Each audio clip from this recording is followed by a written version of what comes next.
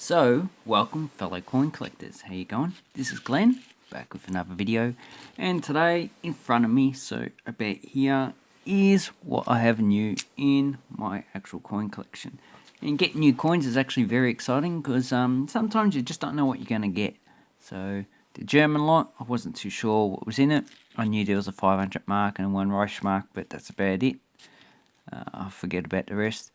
These Rhodesian ones, I brought them off a seller who I've brought off a lot of times before, and same with the Cuban ones. But I didn't actually look too much into it. But these ones are actually pretty common. So these are New Caledonia. These are actually current coins. So this is 2 francs. And that's worth roughly about 2 cents. And this is a 5 franc worth about roughly 5 cents. And if I can show you a 50 Australian cent, you can see there coins that's equivalent to 5 cents. It's actually quite big. So if you go New Caledonia, these are the coins you actually be using. And as you can see, it has looked like a bird of paradise. Could be another bird. Need to look that up. Then we have the 100 francs. This is worth about $1.20, something like that. Largest coin. So the French Pacific actually has the largest coins in circulation now. All their coins are actually pretty big. The smallest coin is equivalent, just smaller than a 10-cent coin. Probably about similar size to that Yugoslav 2 dinar from 1953. So the thick good coins. So these ones are pretty common, only worth probably only a few dollars each, really. And I've got quite a few of those. And then we'll have a look at the German ones first. So the German coins I got, 1915, 1 Pfennig. So 1916 was the last year this was minted in bronze. Then it changed an aluminium coin. So it's a D mint mark. Then we have the 1873 5 Pfennig. So these coins were first issued in 1873. This is E mint mark. Then there is the 2, 1911. This one can readily get in the high grades. So that's A mint mark. Then we have a 1876. Has a lot of damage just under the date. And 1908. And obviously the reverse is the same. And if you turn around the obverse, you can see that the German eagle is different. So this is what they call a large shield. So that's a large shield. This one's a small shield, or small eagle and large eagle. And let me know down below which one you actually like. So that's nice. And then we have the World War II coin, World War One. So, God, I hate it when it does that. It doesn't focus. Damn. So these ones are made out of bronze, iron and zinc. This looks like an iron one. It looks iron. And they did have zinc coins as well. 10 Pfennig. I don't think I've got an iron coin before. A mint mark. Obviously the eagle was a bit smaller, but the same eagle as that one. So that's nice. And then after the Second World War, they issued an aluminium one in 1920. So the silver coin of 50 Pfennigs was issued up until 1919. It's the aluminium one. Obviously, they took all their silver out of circulation. And then we had hyperinflation. So here's the 2 marks. Pretty bad, but I've got a few others anyway. And here's the 500 marks. Sorry, not 2 marks, 200 marks. That's G mint mark. And this is the A mint mark. Bit damaged, but I haven't got one for my collection, so that would suit it fine for now. And then we had a currency reform. So there were actually 2 types of currency. There's the Renten mark and the Renten and the Reichsmark. So here I have a 5 Renten Pfennig, and here's the Reich Pfennig. They were both the same value. So this was issued by the Renten Bank, and it was backed by, I think, parcels of land from memory. And this one is issued by the Reichsbank. And they both circulated up until 1948. So as you can see, both Berlin mint marks. So they're both mint at the same mint. Here we have a 2 pfennig. Looks nice. I actually like this coin, 2 pfennigs. I might actually keep that. Here we go, 10 Reichsmark pfennig. As you can see, 1929 D. And then we have the Reichsmark. So I actually bought these German coins, all of them for about 20 bucks. This coin here in itself is probably worth about $20. So if you sell that, you'd actually recover what you actually paid for the rest of the coins. Then the rest of the coins are probably all worth, probably combined about $15. So it's a coin issued by Nazi Germany, because before that it was actually a silver coin. Then we have some Third Reich coins. So B is Vienna, and D, I think D is Hamburg. I could be wrong. I don't care about remembering the actual mint marks, because there's just too many of them over the long periods. So 1942 and 1940. The ones you want to get is 1945 for these two coins, and 1944 for 5 and 50 Reichspfennigs. And any of the ones with the actual swastika removed. So they're actually pretty expensive. So I like that coin. Then I have some from Bundesrepublik Deutschland. So there's 2 issues you can get. Actually, it's 3 issues. There's the bronze issue for the 1 Pfennig, and they come in Bank Deutschland and Bundesrepublik Deutschland. Actually, no, 2 Pfennig. So there's only 2 issues, those ones. So the bronze and the bronze plated steel. Then we have the 2 Pfennig. So this comes in bronze plated steel and just a bronze coin. So 1966, I actually changed the metal over. You can see it plated there, steel underneath. It still goes black, so over the long term, a lot of those are just going to go black. Give me the 5 Pfennig. So that's nice. 1980. Then we have 10 Pfennig. So Bank Deutschland, issued by the Allies, or the Americans and that. Americans, French and British.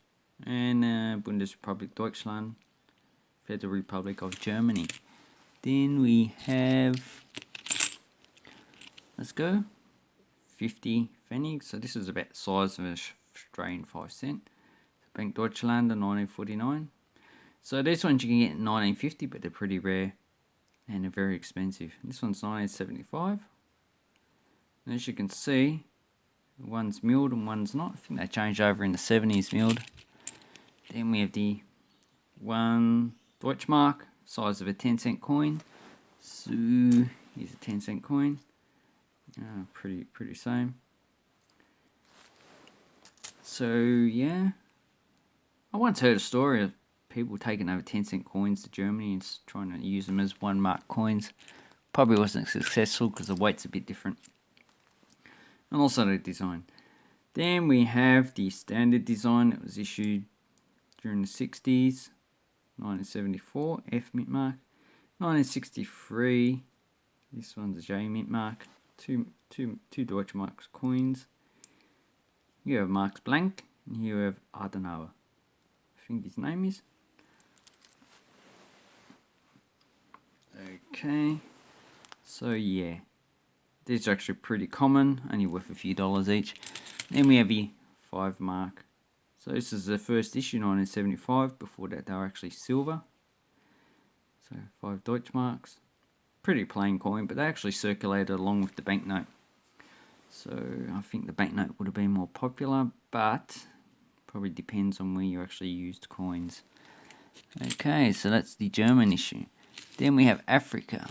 So the African ones I got is Southern Rhodesia, province, Rhodesia and Nyasaland. So these ones are a few dollars each, but if you sell a set, then they're actually worth more. Rhodesia's more in demand because the actual, I don't know, these racist countries just seem to be more in demand, like Nazi Germany and Rhodesia. So these are actually pretty expensive coins. Another Rhodesia, 1975, and the last issue of these coins was 1977, and they actually changed over to Zimbabwe in 1980. So that's the coat of arms of Zimbabwe there. So this is entirely the coat of arms of actually Rhodesia. So here's the Zimbabwe coin. Here's on the Rhodesian coin, Rhodesian eagle. Great Zimbabwe. Then we have a good one. So this one's probably worth a few dollars. Probably $10 to $20, I'll say. 1 shilling, 10 cent, 1964. Copper nickel, but in high grade. And also, this one's also in high grade. Rhodesian Iceland. So these ones will be quite expensive to actually buy. And this one, last coin of Rhodesia, 1977, 20 cents. This is in very high grade. You can see the ghosting on the actual coin. So the ghosting comes from the coat of arms on the back. You have one that's not as in good shape of Rhodesia. The highest coin they actually issued, 25 cent. And in the 70s they took off the queen, as you can see, coat of arms. And they just took away the pre-decimal coin on it as well. Then we have, next coin we have is Zimbabwe, issued between 1980 and 2003, so only 23 years in circulation. Rabbit. And then we have the Rhodesia eagle. Oh, Zimbabwe eagle. Looks like, I don't know what plant this is. Probably Balboa. In the 2000s, these were actually issued in, I think, nickel-plated steel to reduce value. So it's nice. And as you can see, the grading is high. This one was the highest coin until 1997 when they actually issued a $2. Then in 2001 they issued a $5, and I actually need to get those coins. So that's nearly a full set.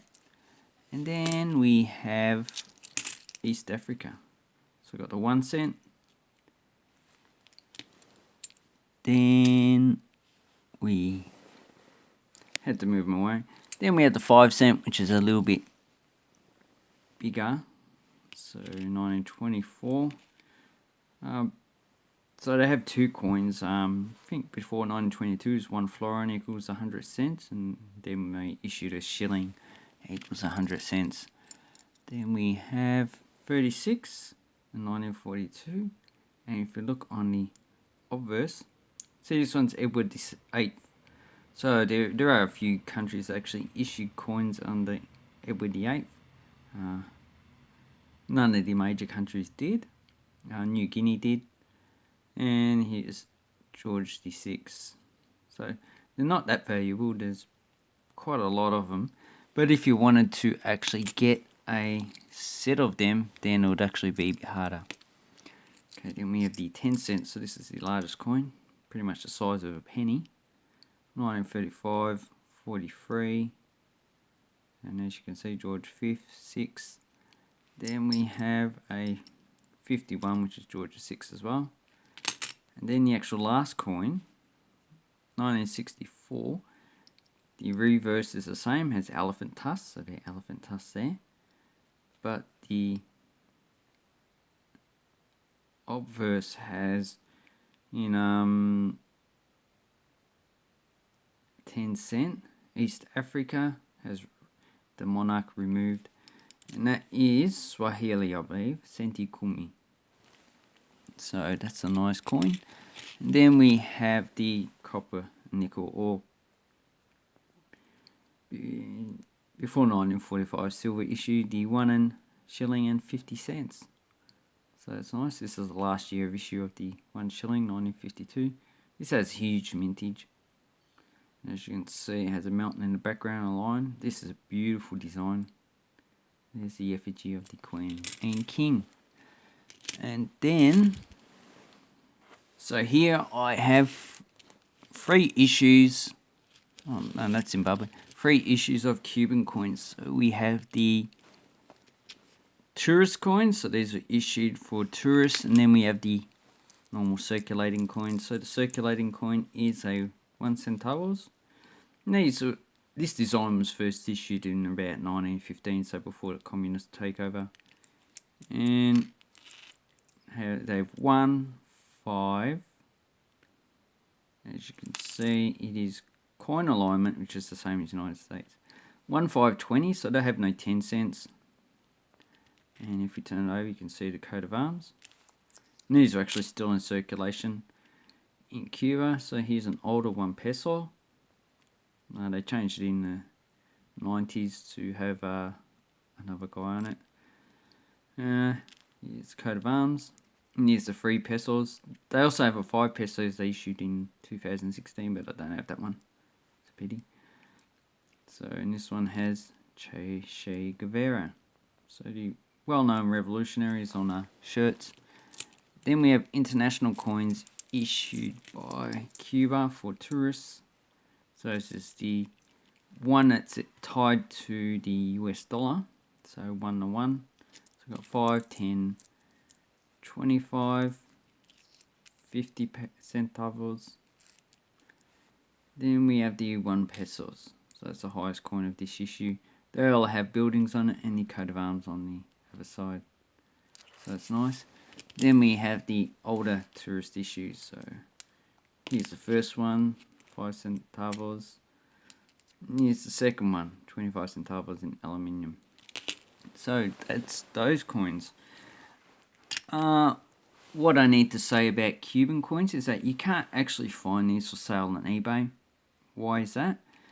Because there is an international embargo by the United States on Cuba, and because eBay is an American company that has to buy those embargoes. So